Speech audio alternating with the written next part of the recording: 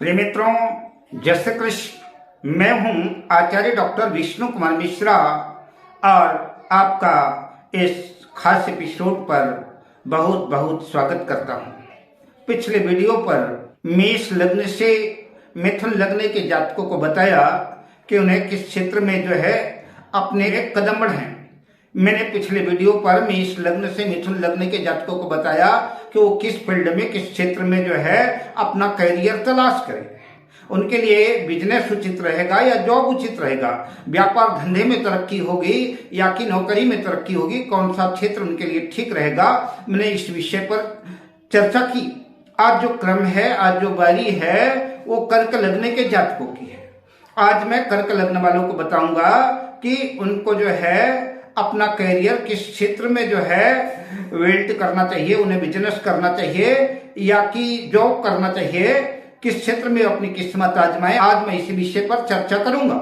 पर विषय क्रम में मैं आगे बढ़ूं उससे पहले आपसे आग्रह, अगर आपने अभी तक हमारे चैनल को सब्सक्राइब नहीं किया है तो प्लीज चैनल को सब्सक्राइब करें, साथ ही नोटिफिकेशन बेल को भी प्रेस कर दें।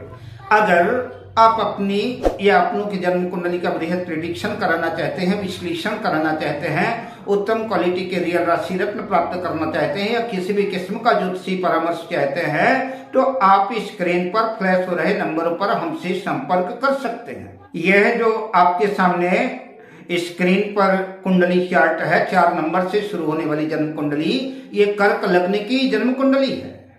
और इस कर्क लग्न के स्वामी जो होते हैं कैंसर लॉर्ड मून, यानी कर्क लग्न के स्वामी चंद्रमा हैं। और आपके जन्म कुंडली के इस पंचम भाव, ये जो आपकी शिक्षा का भाव है, जो आपके ज्ञान का भाव है, जो आपके ज्ञान का भाव है, जो आपके एजुकेशन का भाव है, जहां पर 8 नंबर लिखा हुआ है, इसके स्वामी है मंगल। और ये जन्म कुंडली का 9वां भाव जो भाग्य का भाव है और साथ ही हायर एजुकेशन का भी भाव है। जहां पर 12 नंबर लिखा हुआ है 9वां भाव पर, ये आपकी उच्च स्तरीय शिक्षा का भाव है, ये हायर एजुकेशन का भाव है। और ये जन्म कुंडली का 10वां भाव, ये आपके कर्म का भाव है, आपके करियर का भाव है। तो आप व्यापार करें तो, आप बिजनेस करें तो, जॉब करें तो आपका ये भाव भी स्ट्रांग होना चाहिए, 10वां भाव भी मजबूत होना चाहिए। अगर आपकी जन्म कुंडली में उच्च स्तरीय शिक्षा के स्वामी, भाग्य भाव के स्वामी गुरु जन्म कुंडली के लग्न में जाकर के अगर स्थित हो जाते हैं तो वो गुरु की उच्च राशि होगी। अगर आपकी जन्म कुंडली में गुरु उच्च राशि में है तो आपको निस्संदेह शिक्षा की तरफ ध्यान देना चाहिए, पढ़ाई लिखाई के क्षेत्र में ध्यान देना चाहिए।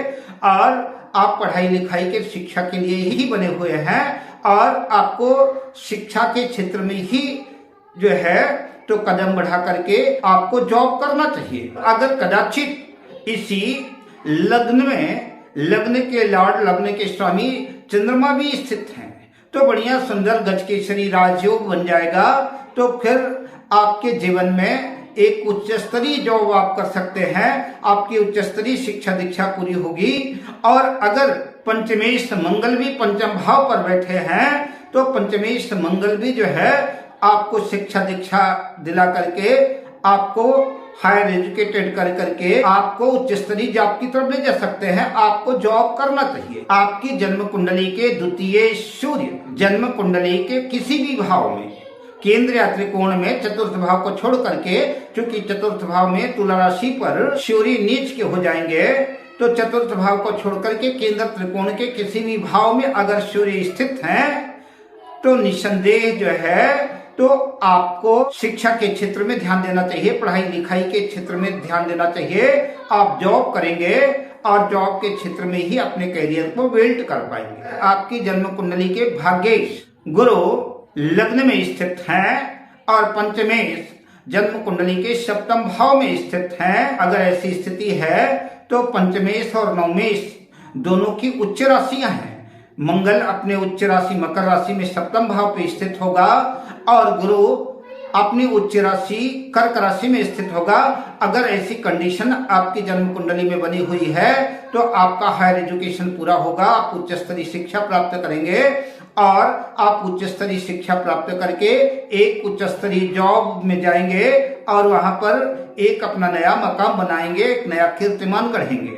अगर आपकी जन्म कुंडली में मंगल और गुरु लग्न और सप्तम भाव को छोड़ दें, लग्न और सप्तम भाव को छोड़ करके गुरु और मंगल केंद्र त्रिकोण में कहीं भी अगर स्थित हैं, तो भी आपको पढ़ाई की तरफ, आपको शिक्षा की तरफ ध्यान देना चाहिए और आप शिक्षा प्राप्त करके एक जो है बढ़िया सुंदर जॉब करेंगे और आप जॉब के लिए ही बने हैं, आपको जॉब ही करना चाहिए। अब आइए मैं उन बिंदुओं पर चर्चा करता हूं जहां की आपसे पढ़ाई लिखाई आपके बूते की बात नहीं है, आपके बस की बात नहीं है, आप पढ़ भी नहीं पाएंगे और आपको पढ़ाई लिखाई के क्षेत्र में भी अपने समय को बर्बाद न करके अपने समय को किसी व्यापार में, किसी बिजनेस में ही जो लगाना चाहिए, ताकि धीरे धीरे आपका बिजनेस ग्रो करे और एक सही समय पर आपका बिजनेस, आपका व्यापार उच्च शिखर को प्राप्त करे और सफलता के शिखर पर आप जाकर के अच्छे पढ़े लिखे लोगों को भी अपने यहाँ जॉब दे सकें, आप अपने यहाँ नौकरी दे सकें। तो आइए वो कौन सी परिस्थितियां हैं, उन परिस्थितियों पर भी हम चर्चा कर लेते हैं। अगर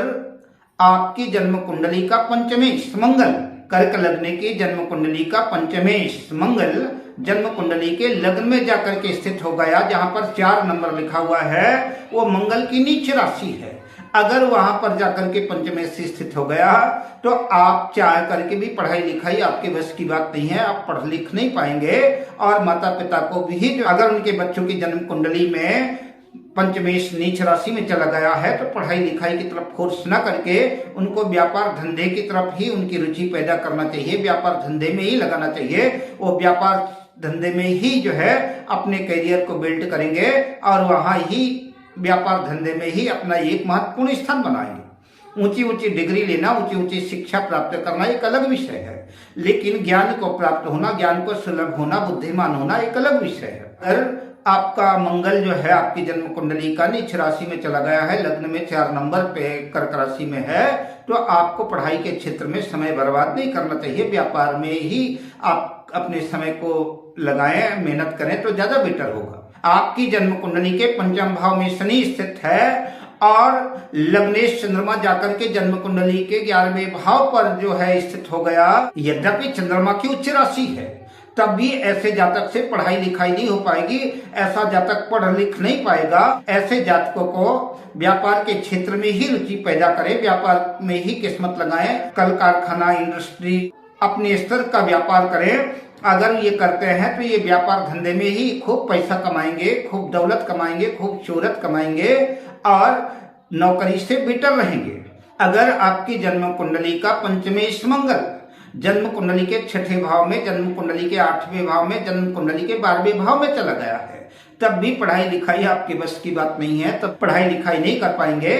आप बिजनेस के लिए ही बने हैं, आप व्यापार के लिए ही बने हैं। आप अपने स्किल का, आप अपने हुनर का प्रयोग करें और आप व्यापार धंधे में ही रुचि पैदा करें, वहीं आपकी किस्मत चमकेगी और वहीं आप सफलता अर्जित कर पाएंगे। अगर आपकी जन्म कुंडली के पंचम भाव पर राहु केतु का इफेक्ट है, राहु केतु स्थित हैं, 2 से अधिक क्रूर ग्रहों का प्रभाव है, तो भी आपसे शिक्षा दीक्षा नहीं हो पाएगी। आपके जीवन में पढ़ाई लिखाई में कई अड़चनें, कई मुसीबतें, कई अटकलें आ सकती हैं। इसलिए ऐसे जातकों को भी जो है तो पढ़ाई लिखाई के क्षेत्र में अपना समय बर्बाद न करके व्यापार धंधे की तरफ ही इनकी रुचि पैदा करें, ये व्यापार धंधे में ही अपना समय लगाएं। तो एक समय ऐसा आएगा जब इनका व्यापार जो है, इनका बिजनेस ग्रो कर जाएगा और वो अपना एक नया मकाम बना पाएंगे और दौलत शोहरत सब कुछ हासिल करेंगे।